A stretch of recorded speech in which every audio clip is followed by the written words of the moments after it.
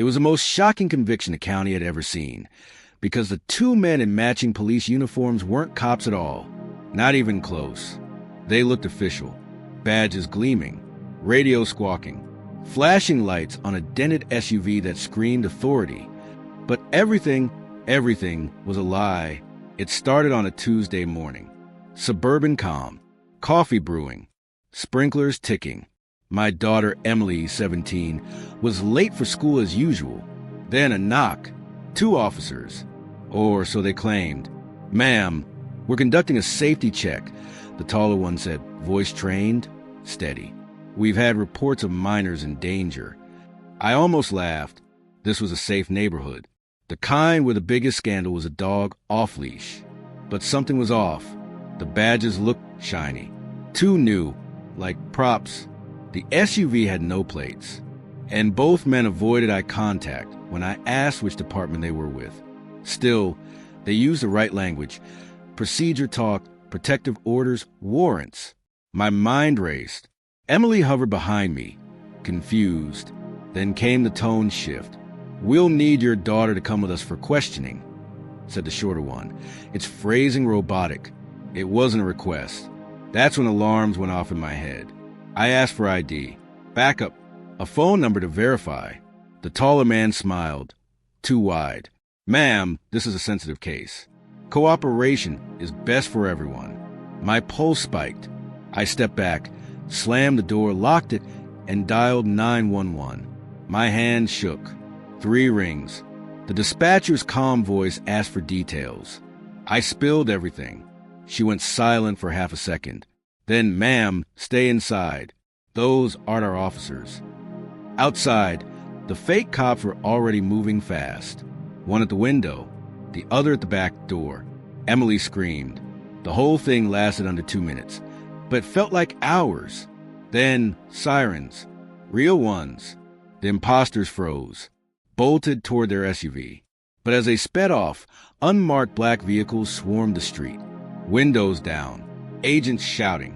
The fake cops didn't know it, but every second of their act had been watched, because this wasn't random.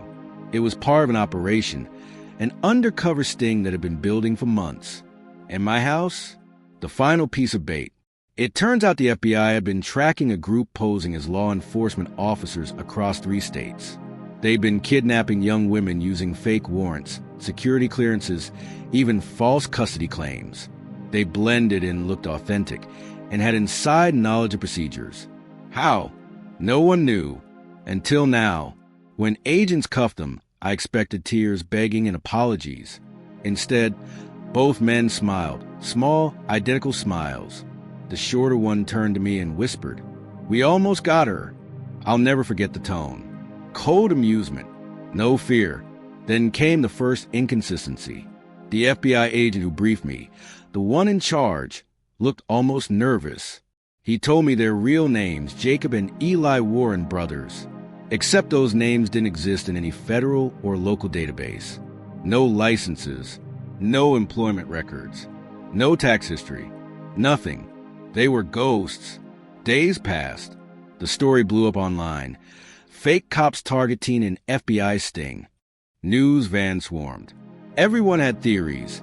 Human trafficking, revenge scheme, cult connection. But the deeper investigators dug, the stranger it got. The brothers' fake police badges? Perfect replicas of real ones. Issued by a department 2 states away. The metal, the engraving, even the serial numbers. Except according to the department, those exact badges had been reported stolen 10 years earlier. Then the FBI found something else. Inside the SUV, hidden under the driver's seat, a small black device. At first, it looked like a basic tracking tool, but it wasn't. It was encrypted military grade, with a GPS log showing dozens of addresses. Some were police stations, others homes. One of them was my address. Another was the home of an actual FBI agent. That's when the investigation cracked open like a bad dream. The brothers weren't freelancers. They were part of a network that had been impersonating law enforcement to infiltrate law enforcement. No one knew their goal. Data theft? Recruitment? Something darker? Then came the second inconsistency. The fingerprints. They didn't match each other or any known person. When they were entered into the federal system, the screen didn't say no match. It said access restricted, level 7 clearance required. The technician swore she'd never seen that before. Level 7 doesn't officially exist. Meanwhile, in custody, the brothers refused to speak. Days turned into weeks. But every morning, guards found something strange in their cells. Drawings of surveillance diagrams, lists of badge numbers, and on one sheet, my daughter's full name. Handwritten. Perfect penmanship. The tension inside our home turned suffocating. The FBI assigned us protection. Unmarked car out front. No social media. No school for Emily. But one night, after a storm, our power flickered, then died. When the lights returned, a note sat taped to our front door. In block letters, "You're in our files, too." That's when I learned the wildest twist yet. The trap men to catch them had been compromised from day one. The surveillance devices planted around my home, half of them had been switched before installation. Identical models, clone firmware, meaning someone inside the operation, possibly inside the FBI itself, had tipped the brothers off. During the arraignment, something even stranger happened. When asked for their plea, the taller one looked directly at the judge and said, "We already work for you." The courtroom went silent.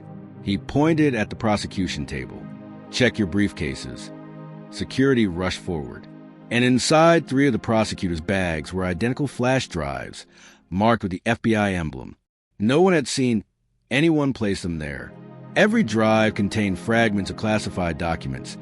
Timestamps sink into hours before the fake cops were arrested. That meant leaks. And not small ones. Headlines exploded again. Fake cops or federal operatives? FBI sting backfires. People online dissected every second of body cam footage, searching for glances, gestures, hidden codes. Conspiracy forums lit up. Some claimed the brothers were rogue agents who'd gone deep undercover.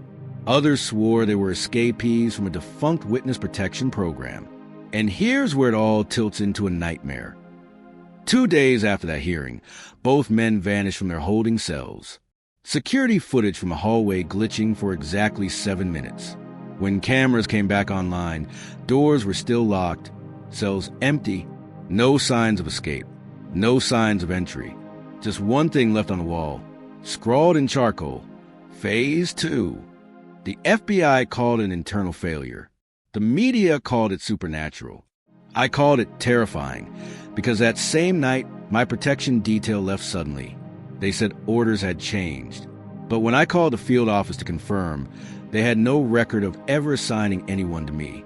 At 2:43 a.m., Emily woke up screaming. Someone had shown a red laser to cross her bedroom wall. I ran in, but the window was sealed, untouched. No footprints outside. Just silence and the faint echo of radio static, looping from somewhere nearby. 3 blocks away, neighbors reported seeing 2 men in police uniforms standing beside an unmarked SUV. One tall, one shorter, both wearing identical smiles. The same SUV, the same badges, the same serial numbers. Everyone thought the story was over after the arrest. But the truth? That was only the beginning. Because now, every phone in our house keeps pinging from an unknown shared hotspot. And the name of that network, appearing and disappearing every few minutes, is only one word long. The night the Wi-Fi name appeared, return, was the night everything changed again. It flashed on and off like a signal. We turned off every device. But the ping kept returning, not from our router, but from somewhere outside. Then at exactly 3 a.m., phones buzzed simultaneously. Unknown number. A text with only one file attached. A video. The clip was dark, grainy. 2 men in police uniforms standing in front of camera. The same men who'd vanished. The same smiles. But behind them was a wall covered in files. FBI files. Ours. Everyone's. My daughter's school photo, my medical records, my husband's old job contract, all pinned in plain sight. The taller man spoke first. The system you trust was built by us. The shorter one added, Phase 2 is already running. Then static. By sunrise, it hit the news again. The fake cops had hacked a federal database. Millions of records are gone. The FBI scrambled. My phone didn't stop ringing. Friends, reporters, strangers, all asking the same thing. Why you? Why your house? I didn't have an answer. Not until Agent Rivera showed up again, unannounced, in an unmarked sedan. She looked pale, sleepless. We finally decoded the flash drives, she said. And you're not going to like it. Inside those drives wasn't stolen data. It was test data, simulation logs. The brothers hadn't targeted us randomly. Our home had been part of behavioral study, monitored reactions to crisis, fear, media exposure. And the client funding it wasn't cartel or a trafficker or even a rogue department. It was the FBI itself. The sting operation, the abduction attempt, the arrests, it had all been real, but orchestrated as part of an interagency scenario test. Problem: the subjects, meaning us, were never supposed to know, except the brothers broke the script. They hijacked the operation, turning it into a real one. That's why Rivera looked terrified. She confessed that internal messages showed the brothers were trained for the simulation. But before launch day, someone swapped their mission files, replacing harmless directives with live targets. My name, Emily's name, the work of an unseen third party. We tried to process it, but before I could speak, Rivera's radio erupted. Code black breach. Sector compromised. Her face went white. She told us to stay inside, then bolted for the door. 2 minutes later, the power cut again. The house plunged into silence. Then knock. Wait. No, not knock. Bang. The front door rattled. A man's voice outside. FBI, open up. I looked out the peephole and froze. 2 agents. One resembled Rivera exactly. The same face, same badge number, same tone. Standing beside her herself. My heart stopped. Behind me, my phone buzzed again, one last message on a mysterious number. You were never the target. You were the experiment. And as the lights flickered back on, the Wi-Fi name changed once more. No longer return. Now it reads, reset initiated. Note, stay tuned for more chilling true crime breakdowns, because this case, it's nowhere near over.